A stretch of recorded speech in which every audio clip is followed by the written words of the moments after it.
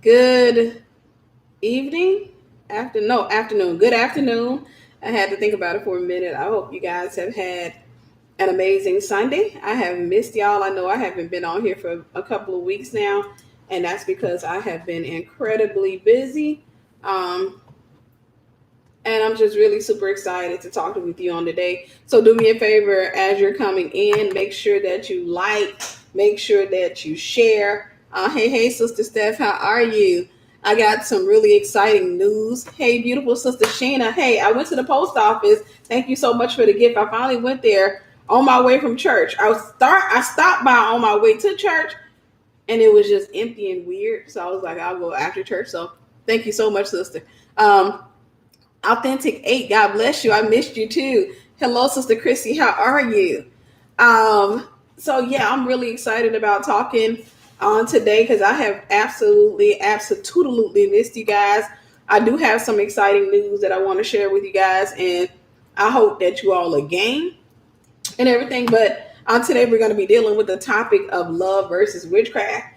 Because I want you to know the difference. And I've come to discover that the average person doesn't know the difference. There was a stage in my life where I didn't know the difference. And a lot of times, what you see or what we think of as love or um, what we showcase as love is really just glorified witchcraft.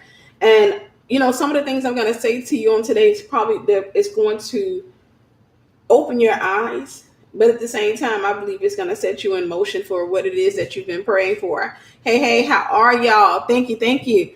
And I believe it's going to set you in motion for what you've been praying for. A lot of times we ask God for things like you may be saying, God, I want to have this reality or that reality, and you're still waiting on it to come to pass. And so a lot of times when you see, like when I come out or somebody else comes out, I want you to hear me and I want you to hear me clearly. Sometimes this is how God answers your prayers. One of the things about religion or religiousness, it causes us to look for a manifestation rather than a set of instructions. And I'm going to say that this way. It causes us to expect, for example, if I say, God, I want you to bless me with I want to make no less than $500,000 a year, Lord, because I don't ever want to be broke another day in my life. And I also want to help people. I want to be a blessing. I want to, support this many, people a year or what have you. If I said that prayer, it's easy for me, if I'm religious, to think that what God's going to do is somebody's going to die. Somebody's going to kick the bucket and I'm going to get an inheritance. And that's not how that works. That's not how that works. Consequently, it's dangerous to hang around broke people, especially broke folks who don't understand the concept that of faith without works is dead. Because those type of people can easily get into witchcraft because they're sitting there waiting on you to kick the bucket and praying all types of crazy prayers. So if you get sick, they're over there speaking death over you because all they thinking about is how much money they gonna get if something happened to you. That's all they thinking about is how much money they gonna get. They be sitting up there talking, we praying for, but the doctors say it ain't looking good, but I was talking to such and such on Tuesday, and we were already talking about if something does happen to her, what we gonna do is we gonna take that money, because I think she leaving it to me and such, and we gonna take that money and we gonna do this. And so that's why it's dangerous to be around broke praying folks who have no understanding that faith without works is dead. Because they ain't gonna pray for you to live. They ain't gonna pray for you to pull through. They gonna be sitting up there. They may pray for you, but it's not gonna be from the heart. They just sitting up there thinking about, if something happens, and doctor, if what the doctors are saying true, and the doctors would be like, hey, bam, we see a turnaround. Doctor, you can just give it to me straight. You don't see no turnaround, doc. No, her health is turning around. She's looking really good. Yeah, but we already kind of prepared ourselves for the worst because they're looking at your finances. So let's go ahead and get into this. And I want you guys to do me a favor. We don't have a whole lot of people on here as of yet. They'll start piling in as I teach. One of the things I want you to do is I want you to share this. I want you to like it and I want you to share it. I don't want you to just be in the background. I'm going to give you, before I get into the lesson, I'm going to give you the good news. but I do want to get at least 50 people on here before I share the news. So do me a favor. I want you to share this, tag people. I believe that this is going to change your life. And remember, don't be stingy. Don't be stingy with revelation. Never be the type of person who wants to hound revelation for yourself because you want to get breakthrough first. Consequently, if you think that way, then God will give breakthrough to the people that you're hiding information from because you're not necessarily moving in love. Because you're not moving in love. So I'm so glad to see you guys. Many of you are my Esther Prep family. It's so good to get to know y'all. It's so good to see y'all's beautiful faces. So I'm going to wait for 15 more people to come in here, and then we're going to start talking. I'm going to give you the news. But in the meantime, in between time, I'm going to give you just a breakdown of what I want to deal with today, and that is love versus witchcraft, because a lot of what we have deemed to be love, a lot of what we have celebrated as love, a lot of what we have been taught to be love is genuinely, wholeheartedly not love. And a lot of times we portray it as love because what we're doing is we're watching a lot of television, and on TV, Hollywood portrays, for example, certain things as love. And I know we've kind of touched on this subject before, but I want to touch on it some more because there are so many people out there right now who are in relationships that are nothing more than it's just two people coming together who love bombed each other, two people who don't necessarily love each other. And the reality is you can be with somebody that you don't love, that you don't genuinely love. Now you care about the person.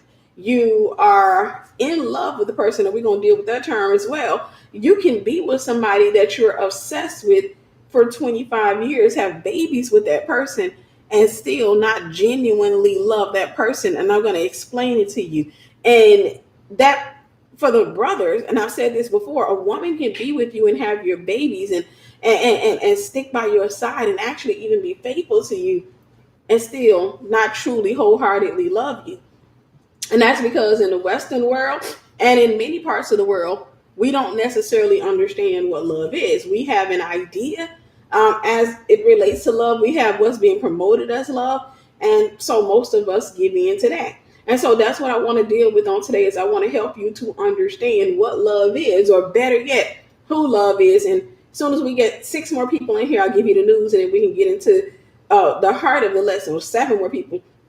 We have another person drop off. But as soon as we get 7 more people in here, 8 more people now, we'll be able to discuss it. So what is love?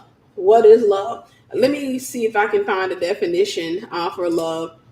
And I'm going to tell you guys what the world or the secular world is teaching to be love. Let me get a definition pulled up. Love definition. And it's going to be erroneous. I can tell you that right now. Okay, this is a Google search, so it's Oxford Languages. It says an intense feeling of deep affection. This is the definition of love. An intense feeling of deep affection. This is how we have learned to define love. This is how we have learned to describe love. And let me put it back up again. An intense feeling of deep affection. An intense feeling. I want you to pay attention to that word, feeling. We think love has everything to do with our feelings. Now we got 50 people on here. I can give you the news, and then I'm going to get back into the lesson. The news is this. I am now on Clubhouse, and I'm excited about it. And as soon as I said that, 3 people dropped off, but I don't care. But I am now on Clubhouse. I'm now on Clubhouse. And as such, oh God, no, I'm busy. No. When he does that, that means get up. He sees somebody out the door, and he thinks I'm going to get up and come to the door. All right. So I am now on Clubhouse. Thank you. Make sure you follow me on Clubhouse, because tonight between 9 and 10 p.m., I'm thinking it's going to probably be 9. I'm just not going to make a guarantee. I'll say between 9 and 10 p.m., I'm going to come out, and I'm going to be talking with you guys, and we're going to be dealing with relationships, love, sex, the whole 9. So make sure you go and follow me on Clubhouse. If you're not following me on Clubhouse, you type in Tiffany Buckner or at Anointed Fire. I'll post it up right here. Is the at and Anointed Fire, or you search Tiffany Buckner on Clubhouse. Thank you, Sister Catherine.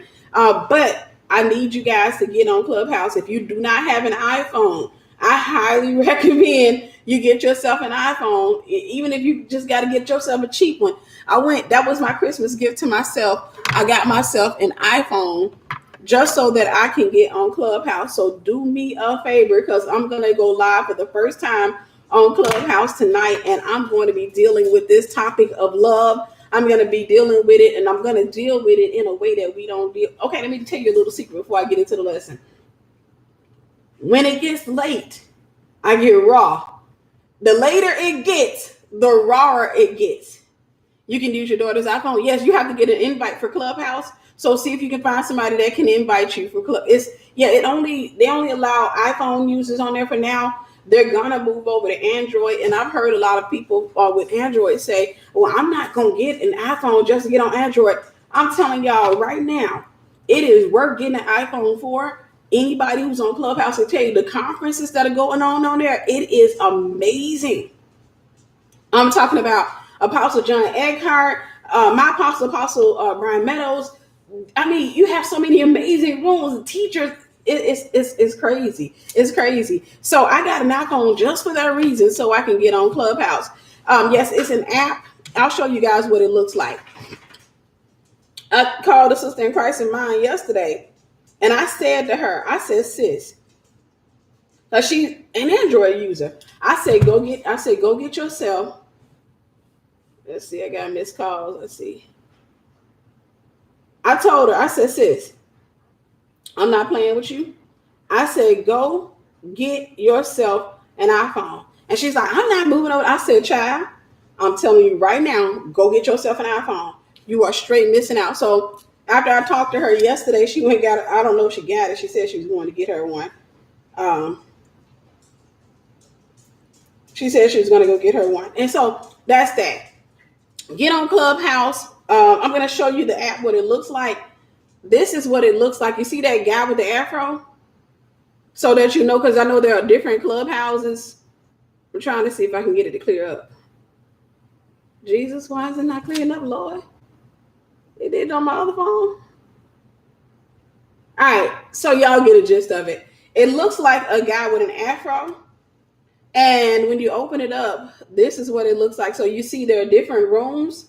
The first Clubhouse annual auditions for CH Black History, Sound of Shower, Clubhouse Raise. They have prophetic rooms where people are giving prophetic words. It's amazing. Deliverance is breaking out on there. Get it. You kept your old, right. And that's another idea. Go and find somebody who has an old iPhone that they're not using, and you can potentially use their cell phone.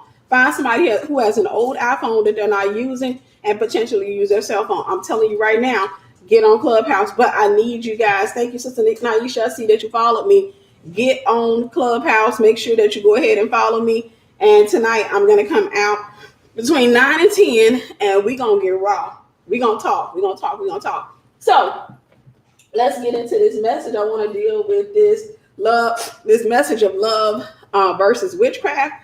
Because like I said, right now in the Western world, what's being popularized or what's being magnified is the feeling. And so I'm going to give you that definition one more time. The definition says an intense feeling. Now this is Oxford Languages, an intense feeling of deep affection, a great interest and pleasure in something, a deep feel affection for someone. No. I have to tell him that because he's going to keep going until I get up. Okay, now I'm going to Merriam-Webster. Good boy. Lay down. It's okay. Good boy. I want to celebrate you for trying to protect the house, but at the same time, I'm not getting up. All right, go get on the couch. Okay, Merriam-Webster gives it as strong affection for another arising out of kinship or personal ties. Attraction based on sexual desire. Affection and tenderness felt by lovers. Now, that's the world's definition. Let's get God's definition. That's the world's definition of love. Let's get God's definition. It's 1 John 4:8. 1 John 4:8. Let's see. Let's pull it up. I'm going to go with the King James Version. Okay, so we're going to start at verse 7. Beloved, let us love one another, for love is of God. And everyone that loveth is born of God and knoweth God. He that loveth not knoweth not God, for God is love. This is the biblical definition. This is God's definition of love. God is love. And I'll keep reading until verse 16, because I think I saw, well, no, let's start at 15. Whosoever shall confess that Jesus is the Son of God, God dwelleth in him, and he in God. And we have known and believed the love that God hath to us. God is love. And he that dwelleth in love dwelleth in God, and God in him. Love is not a deep affection. Love is not a feeling. We got it wrong all of these years. We've been taught that love is a feeling. Consequently, you have a lot of people running around talking about their feelings. I can genuinely say the majority of the world, including those of us in the church, we still think that love is a feeling. And consequently, you have a lot of people who are running around love bombing each other. You have a lot of people running around getting in relationships talking about they love each other, but in reality, they're talking about a feeling. And, you know, and I've talked about this feeling before. Racing heart, sweaty palms, butterflies in the stomach. It's adrenaline. It's oxytocin, dopamine, all of those things that come together, and they are the direct result of a hijacked mind. They are the direct result of a hijacked mind. So the way that this works, do me a favor, guys, make sure that you're liking this. Make sure, I don't feel y'all on today. I'm not feeling love on today. Make sure y'all liking this. Make sure y'all are engaging, so that I know that you're there and I'm not boring you. Because if I think I'm boring you, I'm going to be like, I'll talk to y'all tonight on Clubhouse. But we still think in the Western world and in many parts of the world, we still think that love is an emotion. So you have a lot of people who are acclimated or used to being love bombed. That is actually a natural thing for most people. God told us in his word to operate in a sober mind.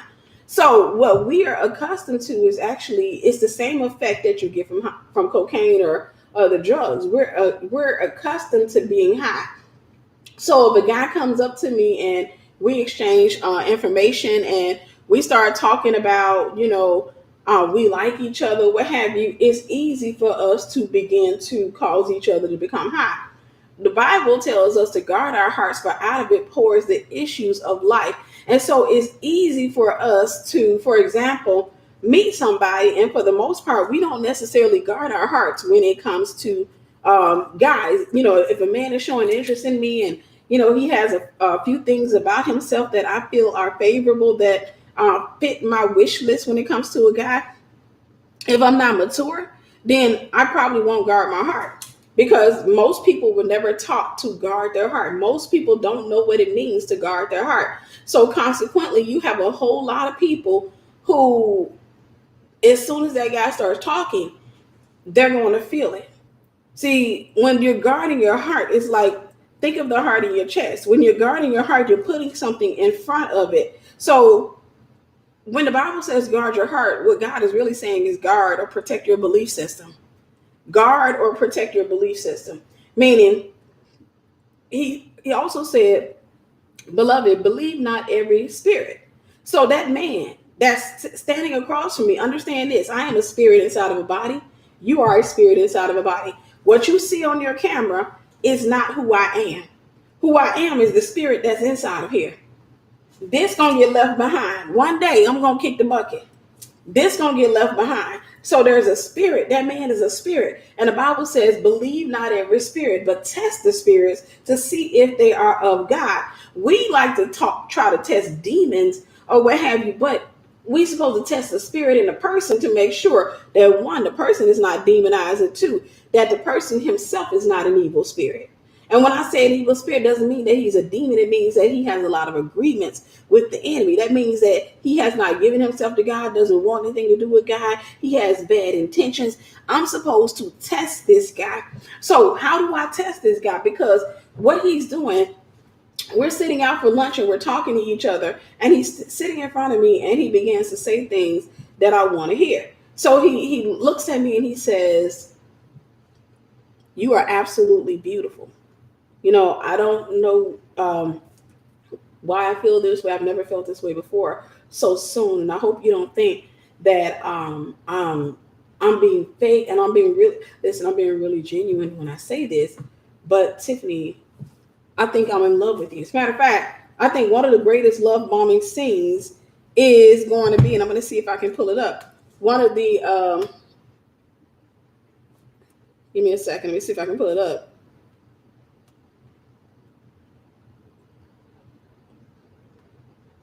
I'm going to see if I can pull it. I think y'all know what I'm about to pull up. Some of y'all already know. Should have pulled it up on YouTube instead of Google, but it is what it is. Select all, copy. Let me just go to YouTube. One of the most popular scenes of, because I want y'all to understand. Okay.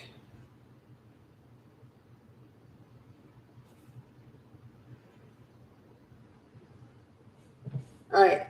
This is one of the classics of love bombing.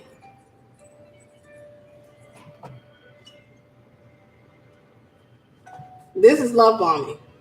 This is an example.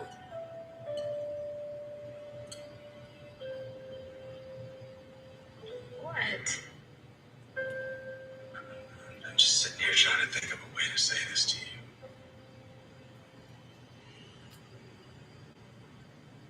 I'm in love with you.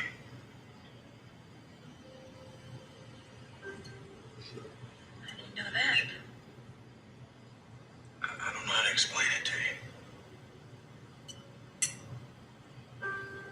Try.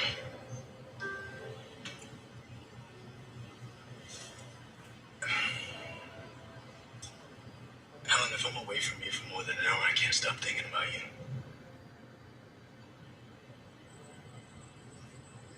I carry you in my spirit. I pray for you more than I pray for myself. I got it so bad for you. I'd go to the grocery store and I'd buy you feminine products. I swear I would. See, and that smile. Ellen, when you smile like that, my world, it's all right. I am in love with you.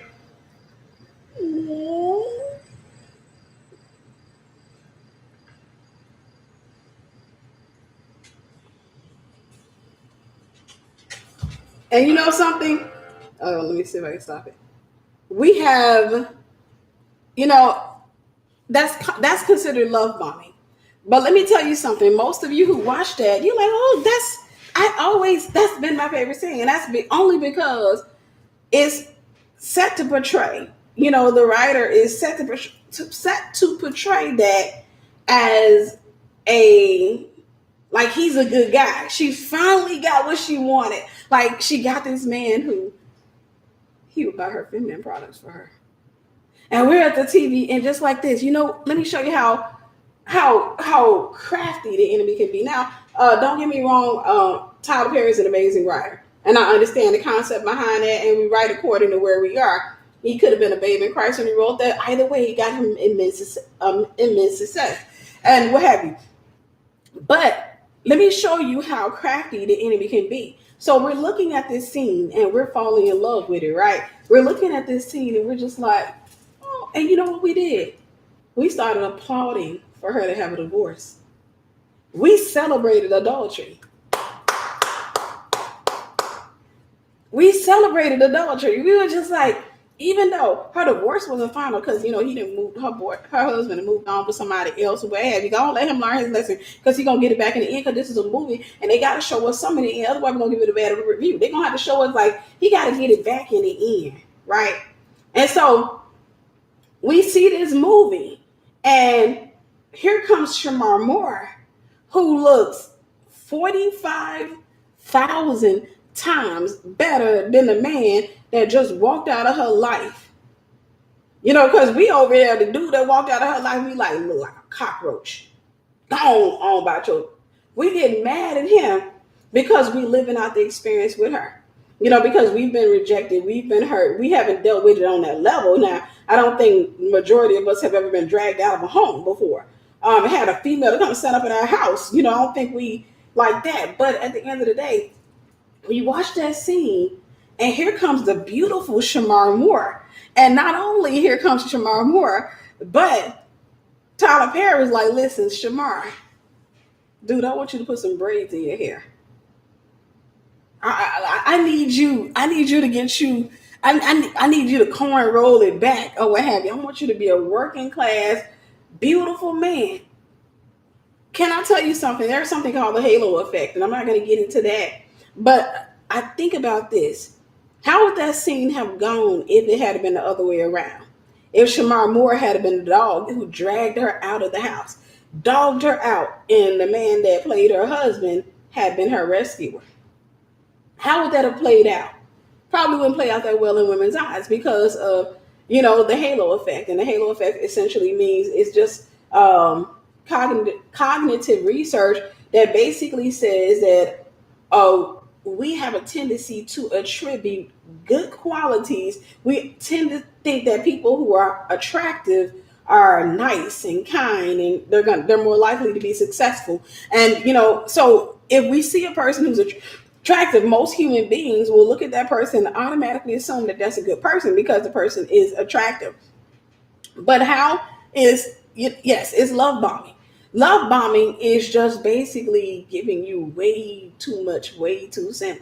And so the movie, he's not portrayed as a bad guy, so we don't think of him as a narcissist. But if this had been reality, if it had been real life, her relationship with him would have been bad because first and foremost, he came after a married man, a married woman, which meant that integrally, he wasn't a good person. Regardless of what happened between her and her husband, integrity wise, he was not a good person. And at the end of the day, she did her due diligence in trying to forgive her husband, but she didn't fulfill her role with her husband. So what she did, if you guys know the movie, toward the end of the movie, her husband, comes back, he got shot and all of that other stuff. And she goes back basically trying to see if there's still some type of spark there. She goes back to help him out. And, he's trying to fight for his marriage. And she's just, still kind of upset or what have you. Brings him to church with her. He gets up and goes to the altar. Bro, man gets saved. And after that, they come back to the house. And they having dinner. And then she gets up. And she's like, take off her ring. I'm in love with somebody else. Now she wants a divorce because she's in adultery. And so now she leaves her husband, freshly saved husband, at the dinner table so that she can go out and pursue another man. I wish I can tell you that was a love story, but I've lived through that. And I'm going to tell you, it's not the way that it works. So what you just saw was a demonstration of love bombing. That's how people love bomb you, is somebody looks at you, and I want you to understand there are two different types of people who are going to love bomb you. There's a narcissist, and then there are the guys who actually believe the words that they're saying. There are people who actually believe the words that they're saying. There are people who will look at you. There are men who will look you in your eyes and actually believe what they're saying to you at that moment. They'll look you in your eyes and say, I'm in love with you.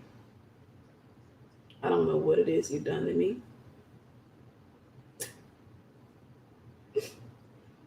But baby, I can't stop thinking about you. In that case, what you're dealing with is somebody who is high as a kite. What that simply means is this. Remember, the Bible tells us, God said, guard your heart, for out of it pours the issues of life. I'm going to give you guys a little bit of revelation. I think my Esther Prep students should be used to this by now, but I want to give you a little bit of revelation. So the heart is what we consider to be the mind. So basically, God is saying, guard your mind, guard your belief system. So there are three levels to the mind. There's the conscious, the subconscious, and the unconscious mind. The conscious mind is what I'm engaging right now, is what you're aware of. The conscious mind is a waiting room of the soul. Within the conscious mind is where you're going to get information. You get an overload of information every day, especially if you have to work. If you're around people, you get an overload of information every day. There's information constantly going into your conscious mind. But fortunately, that's not your heart. So when somebody passes by you and they're playing blasting music, boom, boom, boom, that's engaging your conscious mind. When you hear a rapper, let's say you're on TikTok and they talking about drop it low to the flow, that goes into your conscious mind. All of this information goes into your conscious mind. Once it goes into the conscious mind, it begins to try to get into the subconscious. The conscious mind is the waiting room, but the subconscious is the heart. This is what God told you to guard. In order for it to get into your subconscious, there are several ways that it can get into your subconscious. The main way is through your belief system. Once you believe something, it no longer sits in the conscious, it goes into the heart.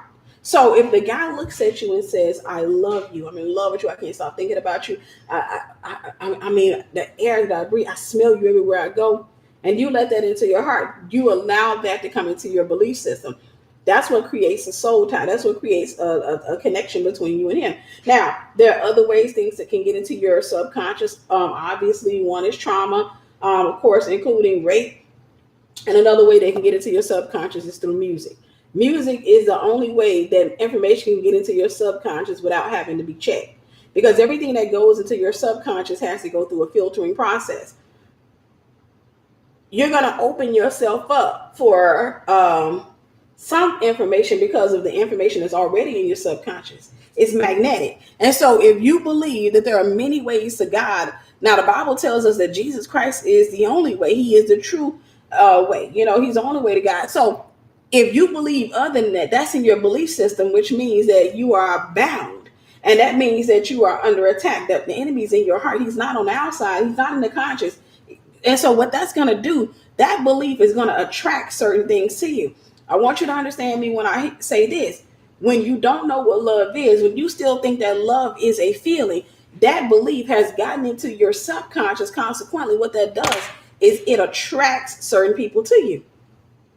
There are certain people, information is already stored in your heart, attracts certain things to you. It attracts certain people. Your friends are the result or the product of what you have in your heart. The type of people that are attracted to you are the product of what's already in your belief system. So if I don't believe that Jesus is Lord, which I do believe, I know he's Lord, but if I don't believe that, quite naturally, if I go into a room, there are going to be certain people who are going to start being attracted to me. They're going to be looking at me from a distance and they're going to be like, hey, let's say I work with them. Hey, how you doing? Hey. And then they're going to make their way over to me and they're going to tell me, they're going to say, thank you, Sister Amanda. God bless you. But they're going to say, girl, what you wearing? And they're going to start engaging in conversation. So that is to say, all of the crap that you find yourself in, like if you're constantly attracting narcissists, it's because of something that's in your heart. It's because of something that's on the inside of here. And so, again, in the Western world and in many parts of the world, we've been taught that love is a feeling. And again, I pulled it up on Webster just to show you this is what the world teaches, that it's a feeling.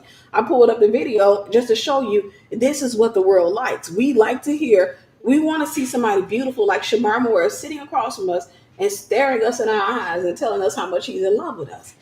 But that's love bombing.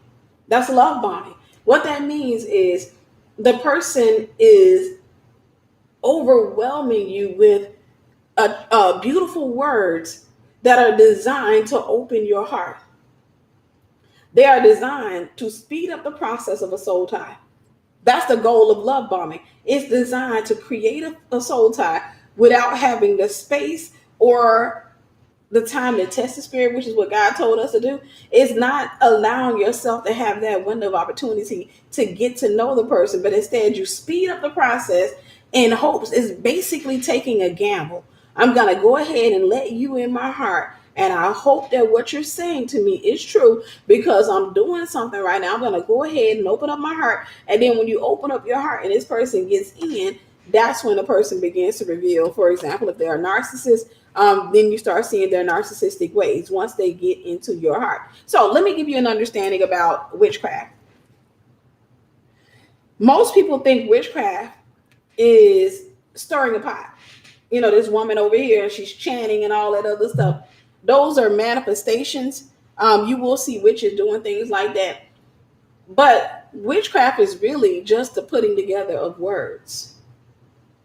It's a formula. That's how formulas are created. It's the formulation of words.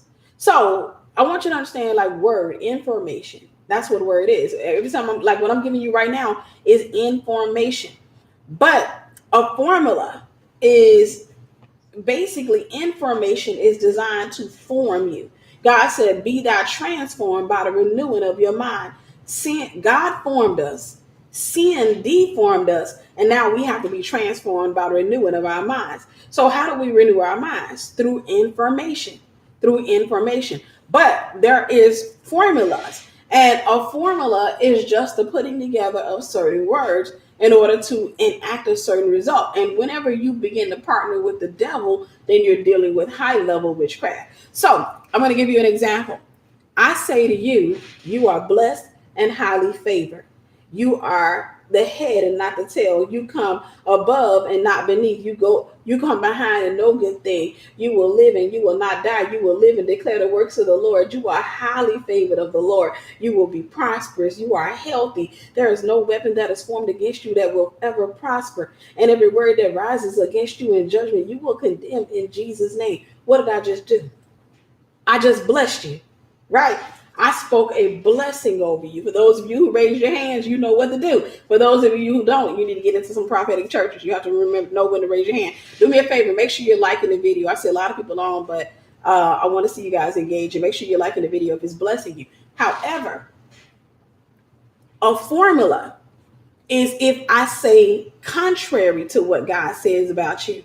If I partner words together and I begin, and I'm not going to do it, but if I begin to say things that are contrary, if I start speaking evil over you, I'm partnering all of these words up, and that's what creates a formula.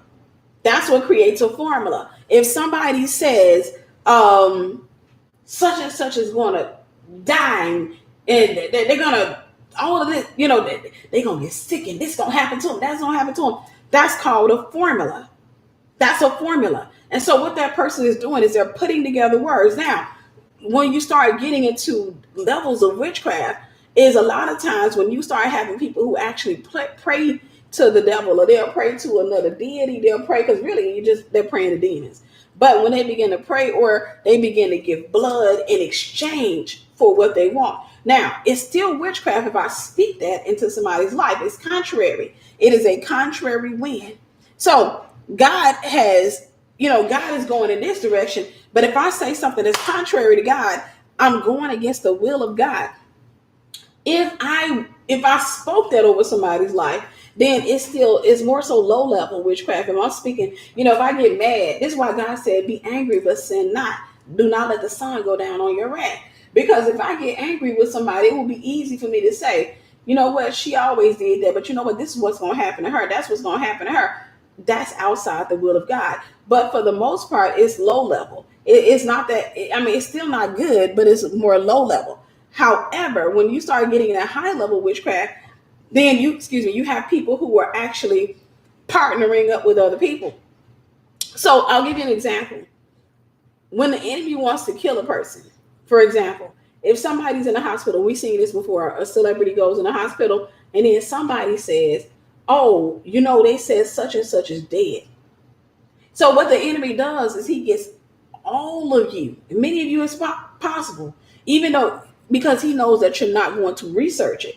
You're not going to research. You're not going to go on to see if the person is really dead. So you have massive people all over the world who all begin to say the same thing. Everybody's saying, girl, you heard about such and such. He dead. Oh, yeah, he died. They say he got struck by lightning. Girl, I heard he got hit by a car. For real? Everybody's speaking. That's witchcraft. That's witchcraft. Now, most of the time when people are doing that, they don't understand it. And like I said, it's going to be more low level. But then when you start getting into high level witchcraft, now you have people who are making covenants with the devil. They're saying what they want, but they're actually willing to give something in exchange for a certain result to happen. And so you have a witch, for example, we got witches all over town. They have these little psychic shops set up, what have you. Those witches have dedicated themselves to the enemy. They dedicated themselves to the enemy. And so what happens is a person goes up in there, and even if they call themselves a good witch, they're still a witch. They're still dealing with the enemy. It doesn't matter how they render themselves. But what that person is doing is speaking to a devil, a demon. And that person is saying to that devil, okay, if you come up in there and say, he left me. He left me for that woman. And she used to work with me. And I thought we were cool.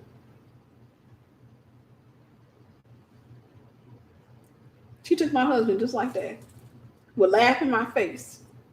And you don't heal and you don't forgive and you go to a witch, then that witch is gonna say, okay, no, we not gonna do that crying stuff over here. We gonna fix her. You hear me, okay? Don't you worry. We're gonna fix her. Let's get this. All right. What's his name again? Do you have anything? And so what the witch is doing is she's partnering up with the enemy.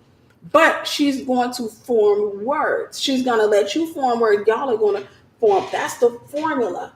She's going to form words. She's going to go to chanting and doing all that, but she's going to form words. She's communicating with the devil and saying, hey, I want that relationship destroyed. I want that relationship ended. Now, the man cheating on his wife, the relationship is of the devil anyhow. So basically, them demons going to come out, tap the other demon on the shoulder and say, all right, let him go.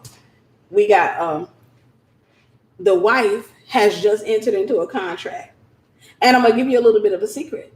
When she enters into a contract in order to get her husband, because most of the witchcraft that many of you are suffering through has everything to do with fake love. It's not real love. It has everything to do with that. Once she enters into that contract, and she sits up there because she doesn't realize she's in a contract, it falls on the head of the children.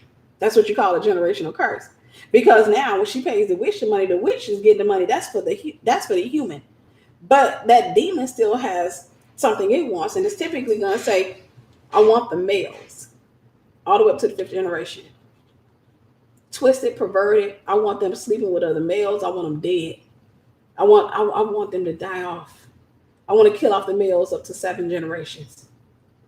That's what that demon is going to say in the midst of that contract. And so now she got her husband, but their house is full of demons. They're dealing with health issues. The kids, now one of the sons, they have a son. The son got mental health issues. Stuff started happening, and then death starts popping off in that family. Perversion pops off in that family. A lot of things begin to pop off in that family, and they don't know why. And it's all because of witchcraft. It's all because of witchcraft. You got people running around here right now. Many of you, all out honesty. And this is why, listen, if you're not on Clubhouse, get on Clubhouse tonight. Because tonight I would like to break that off of some of you. We're going to talk about love, and we'll probably continue this conversation about love and witchcraft. But tonight I would like to break that off of you. Many of you are walking around and you're dealing with the effects of grandma putting witchcraft on granddad.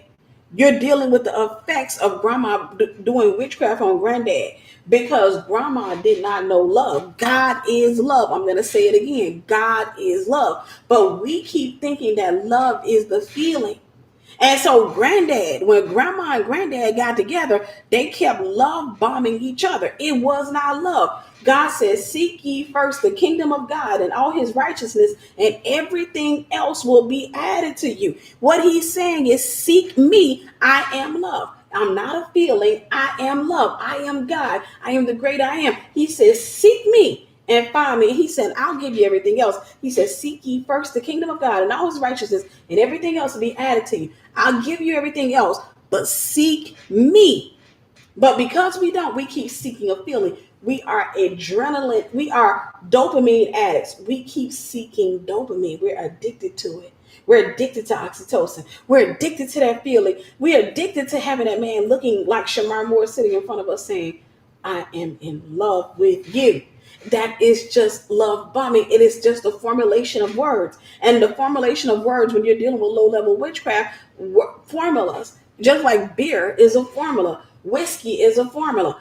When you put certain things together, they create a formula. What happens? You get high. You got that beer and you got that little alcohol in your system. Girl, stop it. Ugh. Why do I keep seeing blue sheep? Mm, you're so cute. Alcohol in your system. That's what happens when that man sits across from you and he says, I'm in love with you. God said, guard your heart, for out of it pours the issues of life. When your heart is not guarded, that formula, the enemy begins to deform your thinking. So that man that sits across from you, he says, I'm in love with you and I can't stop thinking about you and I want you to have my babies. Girl, I just want you to have every baby that I ever had. Girl, I'm just deeply in love with you. You just don't even know. Because your heart is not guarded, you begin to get intoxicated. He's high and you start getting high. So you start finding yourself, thank you, Sister May. You start finding yourself like this. When he's away from you,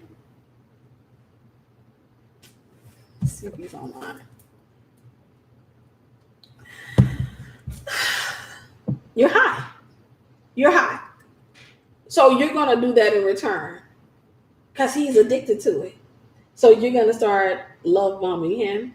He's going to love bomb you. And it's all just witchcraft. Y'all just making each other high as a kite. Then the inevitable happens. He sobers up. Most of the time, it's the man that sobers up first. Women, we'll go get ourselves back high. We're gonna find a way to get ourselves back high. If we gotta light candles and put lingerie and do still ain't acting right, we're gonna try to find a way to keep ourselves high. Men, for the most part, begin to sober up because he's addicted to oxytocin. He's addicted to that feeling of the beginning of a relationship where everything is new and he don't know nothing about you and you believe everything that's dropping off it. He's addicted to that. But now that you're with him and you've been with him a long time and you no longer believe every word that comes out of his mouth because you've had experience with him. And so now that you're no longer there, you're no longer on cloud nine and he's addicted to that feeling, but he can't get it from you. Now you understand? I just answered a question. This right here, I just answered the question. Why do men cheat? Not all men, but why do some men cheat? Because they're addicted to oxytocin. I just gave it to you. If y'all don't like this video and share it, I don't know what else to tell you. Because they're addicted to oxytocin. They don't want the female, they want the feeling. Put that in the chat room. They don't want the female, they want the feeling. Like the video. I need to get 20 more people to like it. They're not addicted. They don't want the female. They want the feeling. So when they get in a relationship, when that female and her belief system is not guarded, she did just like you, she didn't guard her, and then she pretty, and they go to talking to her and they say, baby, what are you doing to me? I couldn't even sleep last night. I literally could not sleep. You have been on my mind. You have been on my mind nonstop. I am so in love with you. I can't stop thinking about you. And I know it's early. Oh, God help me. I know it's early. I know I haven't known you for long and I get it. And if you don't feel the same way, God, please let us feel the same way. Let us feel the same way. If you don't feel the same way. And that female, she just, I don't know. He starts experiencing that feeling with her. He doesn't get it from you anymore because you don't trust him. Listen, you've had experiences with him. You've had encounters with him. You've had babies with him.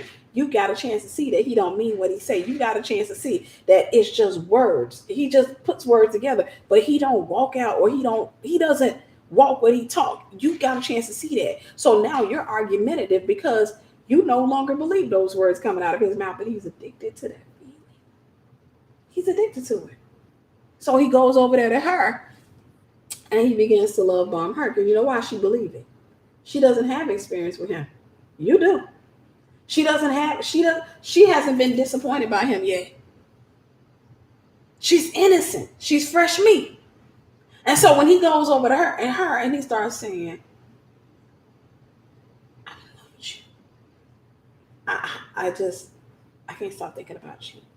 I was imagining what our kids will look like. I was thinking about, I want to buy you the world. Like for real, I want to buy you houses, cars. I want to buy you everything.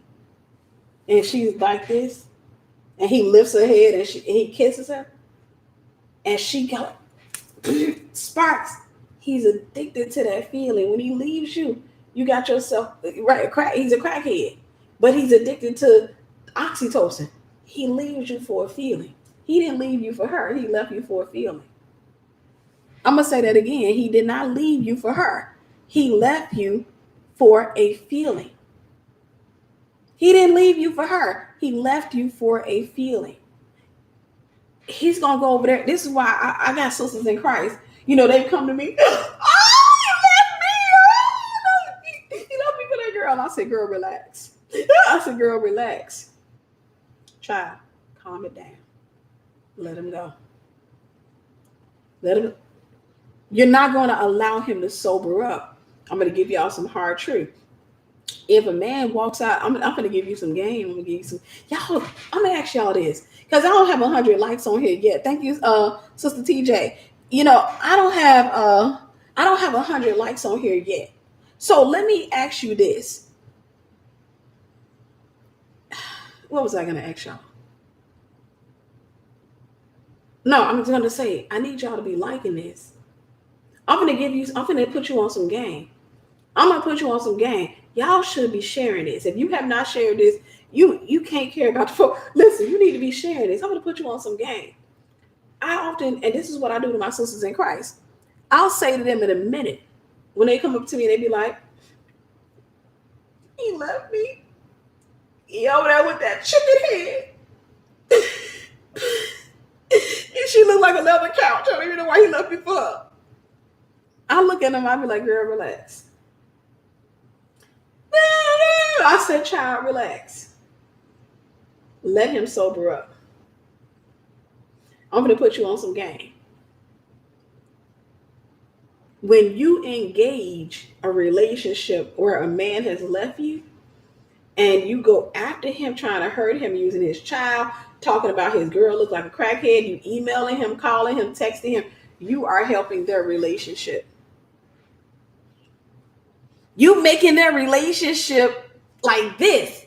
Because you know why? They got to come together to fight you.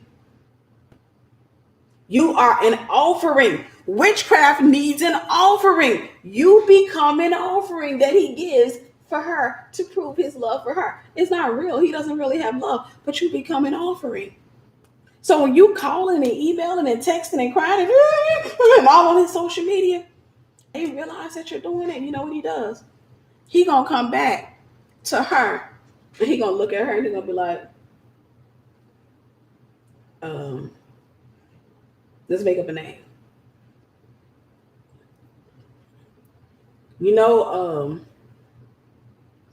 Brenda called me today. She did. Left me a text message. Look at this. Baby, you are offering.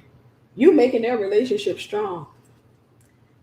You making their relationship strong. Y'all follow me on Clubhouse because tonight we going in. You making their relationship strong. The whole time you making them strong. I tell people, I said, when I was in a situation like that, when a man walked out, I pulled myself 100%. Not 50, not 80, not 99. I pulled 100% out. I changed my phone. I just put y'all up on some game. We're going to get back in the lesson, but I'm putting you up on some game, y'all. For those of you who appreciate the game, like and share. For those of you who just taking it as free game, I don't know what to say to you. But you are making their relationship strong. When I went through a situation like that, I changed my phone. I tell a woman, change your phone number. Cut off all of his relatives. Don't have nothing to do with his family. Pull yourself out of there and go heal somewhere. Go put your attention. Don't go on the social media. Leave him alone. He gonna sober up because he's addicted to a feeling. And you know what happens is once he starts sobering up with her, the thing that makes him feel safe, if you're a good woman, the thing that makes him feel safe in leaving you is because he know you ain't gonna let go. So he still got you and he got her. But if he can't reach you, you just shorten their relationship. If he don't have any access to you, sometimes I wonder why I be putting out free game. I actually do question myself sometimes, like, Tim, why you be putting out free game for these people? Because you do have a lot of people who don't appreciate it. What's going to happen is y'all need people like me for friends. I'm trying to tell you because I'll tell you in a minute. Stop all this snot nose and crap. Go sit over there. Go sign up for college. Don't worry about him because I already know he gonna sober up. This is the way of the world. The way of the world. They love bomb the crap out of each other. That's all they do. It's just a bunch of witchcraft. Everybody's love bombing everybody. Everybody's dealing with a hijacked belief system. That's it. You got women all, oh my God. Oh, he sent me a good morning text. And don't get the text and freak out. He didn't even send me a good morning text. Go to work and be mad as heck. No, I tell him, I say, leave him alone. When you're no longer a part of the picture, when he called his sister and his family member, he say, you heard from Brenda? And they say, no. Then he called your number and you ain't got the same phone number no more. And when he can't reach you, you just showing his relationship with that girl. And I'm gonna tell you something. What's going to end up happening is, thank you, for those of you who follow me on TikTok. On Clubhouse. I'm gonna be coming out teaching tonight. If you're on Clubhouse, follow me. Right? No contact. Absolutely no contact. Zero whatsoever. What's gonna happen is, bro man is going to sit up there and once he's done love bombing her and she sobers up because she sees the reality of him, he'll start looking back at you. Don't mean he's going to be faithful because he's addicted to a feeling. He's committed to a feeling. He's committed to a feeling. Thank you, Sister Sheena. God bless you. He's committed to a feeling. What he's going to do is go out there. Even if he gets you back, he's going to go cheat you again. Because he's addicted. Y'all, it's oxytocin. Clubhouse is an app. It's a new app. It's on iPhone now. You have to get an invite, but definitely go on your Facebook page and just post up anybody have. If you have an iPhone, download the app and post up. And the app looks like this right here. And so it allows you to have live conferences and stuff like that. There it is. It's cleared up now. You see it says Clubhouse with the man with the afro. That's the Clubhouse app. Okay. And so when you get into Clubhouse, you see all of these different, discussions going on. You see how many people are in each room and what they're discussing. I'm going to come on here tonight. It's not video, it's just audio. But tonight we're going to have some fun. Tonight we're going in. It's just love bombing. They're love bombing. And you let him be free to love bomb her. He's addicted to a feeling. He's not addicted.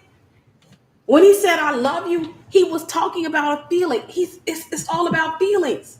It's not actual love. God is love. I can't reiterate that enough.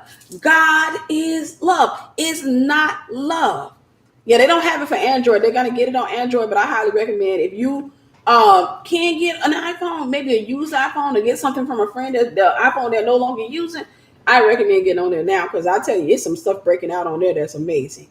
But yeah, I went and got an iPhone for that reason. That was my Christmas gift for myself. But God is love. What we have been taught by the world to think of as love, it is not love.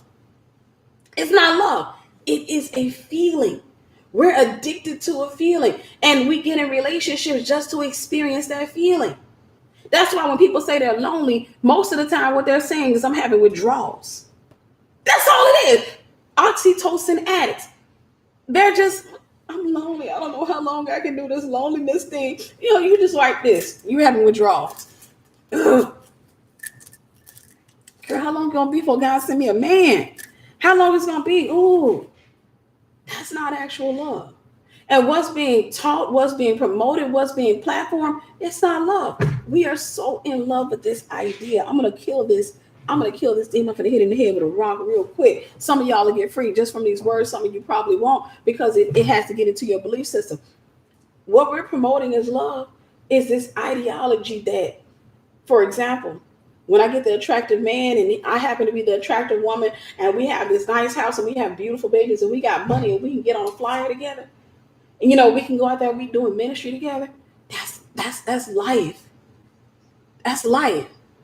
You downloaded the app. Okay, anybody have any free invites? You have to, somebody has to invite you so you can download the app and somebody has to invite you, but they'll have to get your phone number.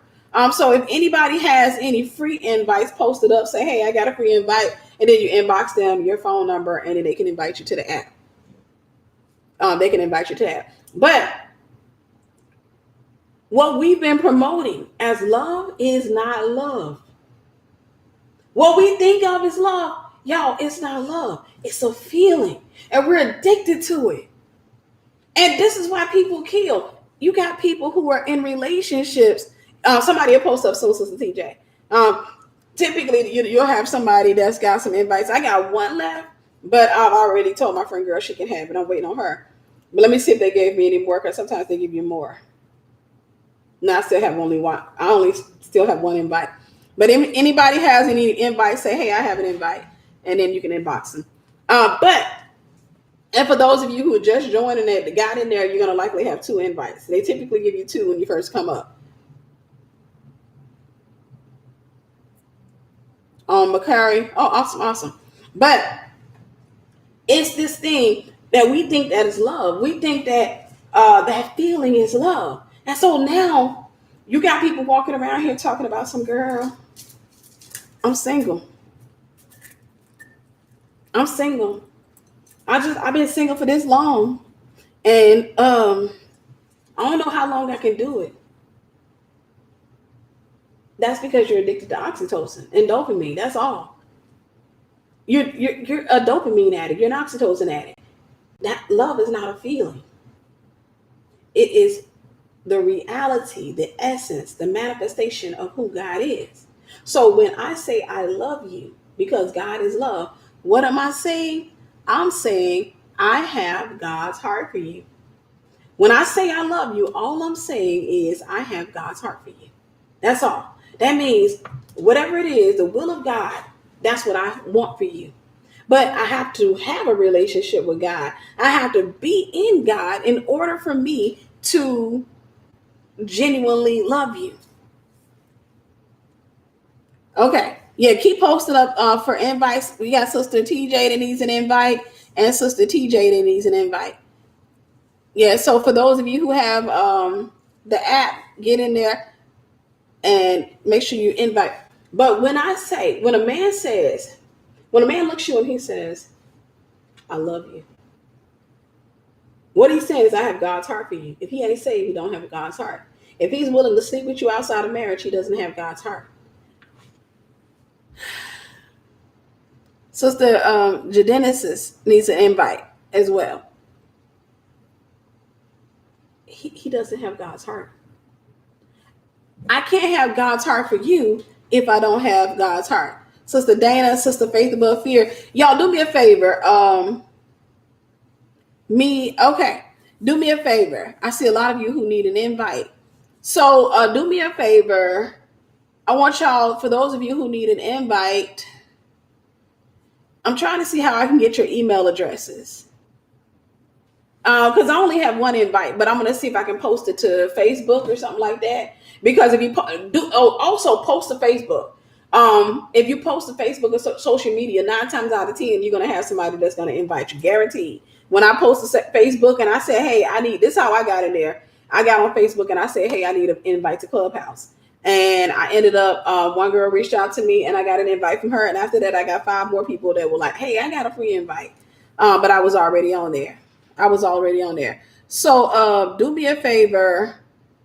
If you need an invite, I would like you guys to go to Facebook and inbox me on Facebook. But post it to Facebook first. Don't just wait on me, because you might not get an invite. I may post it up and get 3 people that say they have an invite. But if you post it up, then we can double our chances of getting you an invite. We can double our chances of getting you an invite. Because tonight, I want to have a mini conference type with you. And we're going to talk about this. But I want you to understand what love is, or who love is. Mine is Tiffany Buckner on Facebook. Tiffany Anointed Fire. I'll tell you what. Okay, I'll tell you what. I'm going to just give y'all my email address. You can email me and say I need an invite. And then, okay, I just posted it up to my email. Y'all can email me and say, hey, I need an invite. If I find one, if you don't hear from me, I didn't find one. But I'll post up to Facebook and say, hey guys, I got quite a few people who need an invite to, and but y'all gotta get on. You gotta get on social media and ask. I'm telling you, because I'm almost guaranteeing you, I'm gonna have maybe 2 people that reach out to me and say, hey, I got invites I can give out. And then if it's 20 of y'all, 18 of you gonna be missing out if you don't go to Facebook yourself and say, hey, I need to invite the Clubhouse. 18 of you be about missing out. Just posted it. Oh, thank you, Sister Dana. Thank you. Yeah. So post up and you'll find invites. You just have to post up. But again, it's just a feeling. So we're addicted to witchcraft. Remember, witchcraft is just the formulation of words. It's just a formulation of words. It's me putting this word and this word and that word together to form a statement and to make a declaration of it. It's me taking this word, you are. When I take this word, you are, or this phrase, you are, and I pair it up with something else, I'm either blessing you or cursing you. That's what witchcraft is. But again, if I start partnering with the enemy, then you're dealing with levels of witchcraft. Because now in that if I go to a witch, or if I try to perform something in my own home, then I'm partnering up with the enemy to bring about a certain result. And you can, a lot of people partner up with the enemy to get a good result, but the enemy is he's not good. So even if you say, my intentions are good, if you go into witchcraft, at the end of the day, you're going to pay dearly for it. You're going to pay dearly for it. Love is not a feeling. It's not that feeling you get when the person say the right words. Mm-mm. That feeling where your racing heart, palpitating heart, or whatever, racing heart, sweaty palms, butterflies in the stomach, that's actually your alarm going off. That's all it is. That's your heart's alarm. It's saying something has gotten in here. Like something just walked past this door. There are some beliefs walking past this door that have not been checked. It's your temperature going. We've been taught that is a feeling that means I'm in love. Like if I sit up there and I start thinking, oh my gosh, and I start getting sweaty palms, my heart starts beating, I get butterflies in my stomach. Look at this man. That's not that. That's your alarm going off in your heart. That's your alarm going off in your heart. Your heart is saying something just got in. Or something's trying to get in. Something's breaking in. That's your alarm going off in your heart. And then we get into the feeling. We get into the relationship. And the guy continues to love bomb us. And, he says all the right things. Next thing you know, y'all know my little thing here, my little acting. We come up to him because we all excited. This came off my little fruit. I think it's better for me to hold up. We come up to him because, the Bible tells us to test the spirit, right? This is how we test spirits, because remember, the person, your spirit and the person's spirit. This is how we test the spirit. He come up here like, you call me? He said, what's up? What, you said you got news for me? He's like, what's up? This is how we test the spirit. You got a baby on the way. Pregnancy test. Y'all forget, this came off my little fruit bowl. We hold it up. We test the spirit and we're trying to see how he's going to respond. And if he responds favorably, if he jumps up and down, picks us up and spins us in a circle, we're like, this fits the fantasy. We're going in circles. Oh, this is so amazing. If he doesn't, if he panics, shatters our hearts. He says, wait, is this yours? Are you sure? Are you serious? Oh, babe, we can't afford. Babe, please. Shatters our dreams. This is how we test the spirit.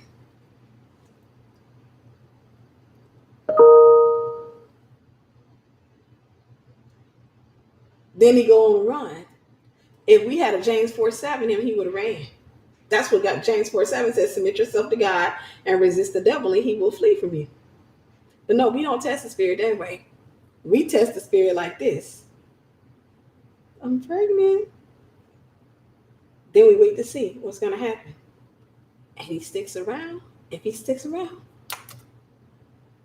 we think, bingo! I screwed the right dude. I did it. I hijacked my next season. But then he walks out after the baby is born. Because he's going to constantly keep sobering up. I was watching this TikTok yesterday. I was watching this TikTok. And I wish I still had it pulled up on my phone. But I was watching this TikTok of, let me see, because I think I closed TikTok right behind that. Let's see. $25 off your first purchase. Nope, that's not it. So anyhow, I was watching this TikTok, and there's this guy. He's on the other side of the screen. The woman's inside the house. There's a glass door separating them. And she was like, why did you cheat on me? She didn't show his face. So she kept the phone down. She was like, why did you cheat on me? And he said, and I don't remember the baby's name, but I'm just going to call the baby Ben. He said, because he was like, are you recording me? She's like, no. She said, again, why did you cheat on me? He said, when Ben was born, you gave all of your attention to him. And you completely forgot about me. When I went to work, that girl was giving me all of her attention. So I cheated. She was like, Ben is our son. Because I gave my attention to our son. That's what happens. Some men and women cannot be in a relationship where they are not a God. If you're not worshiping them, if your attention for 1 minute diverts, you mess around and have a baby with them if you want to. They got to be God's. If your attention diverts for 1 second to something else, and you do that repeatedly,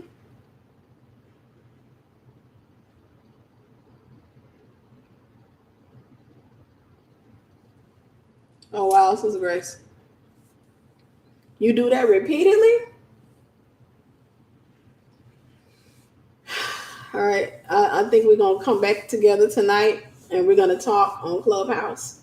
If I don't respond to your email, it's only because I didn't get an invite. I can't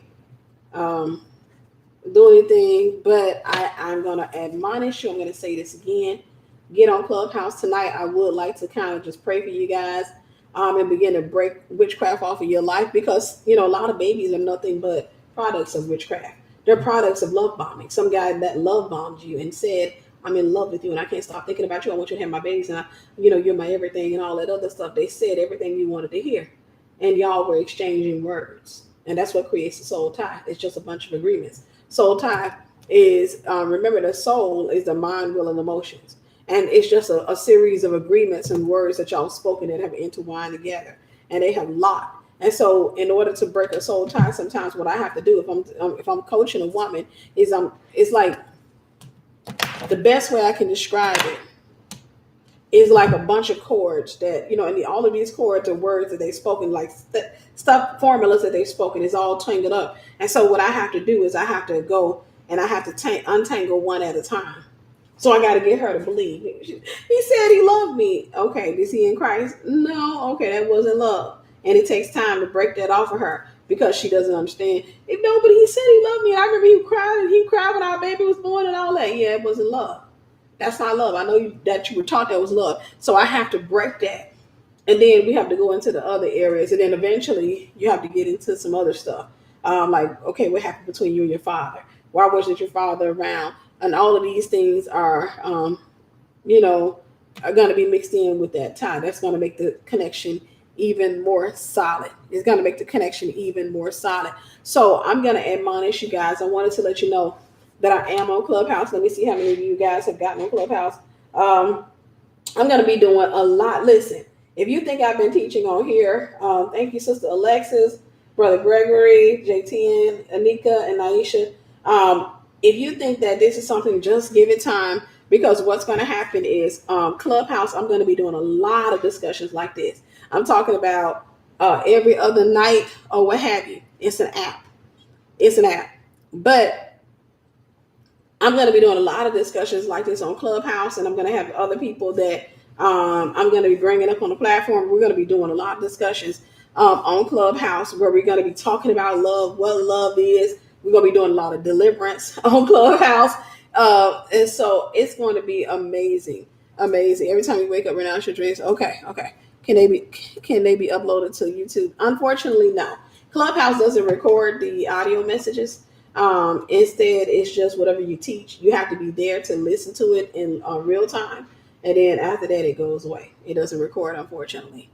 Um, right, I don't do deliverance in 30-minute sessions. Thank you, Sister Shanna. All right, I'm gonna get ready to let you guys go, but I wanted to give you this before I go because I'm about to go take me a nice after church nap because I feel it. But remember, God is love. Everything else is not. I'm gonna say that again. You can watch all the romance comedies in the world, and you can allow Hollywood to teach you that love is that great, wonderful feeling that you get. Um, Give me a second. I got to go there one more time. Another love scene. Give me a second.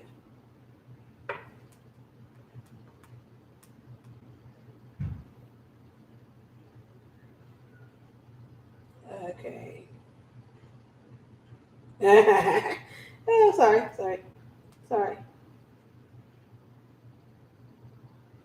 Let's see if I can find it.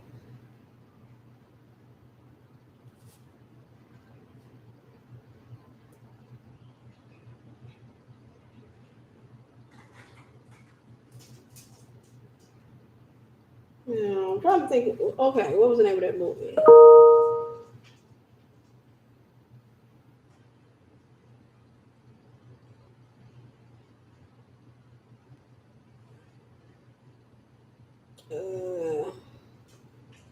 Okay, I think I got it. I'm sleepy right now, y'all, so forgive me. Thank you guys for sticking around. All right, give me a second.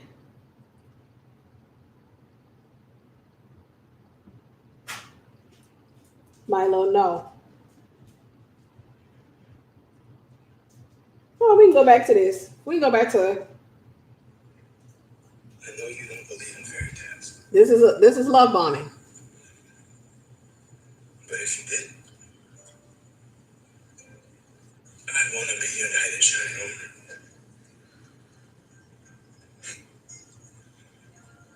You've been through so much. I don't want to see you hurt anyone. No, Milo. And I may not be able to give you all you used to. But I do know I can love you past your pain.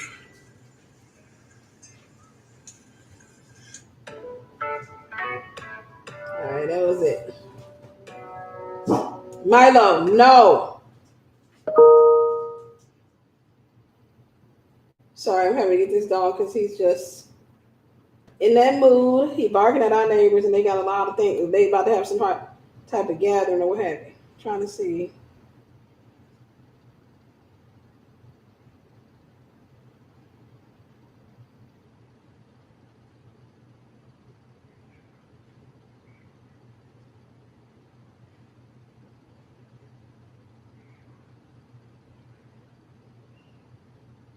All right, I'm gonna leave it alone. I'm gonna leave it alone because I don't want to be in this scrolling thing for too long.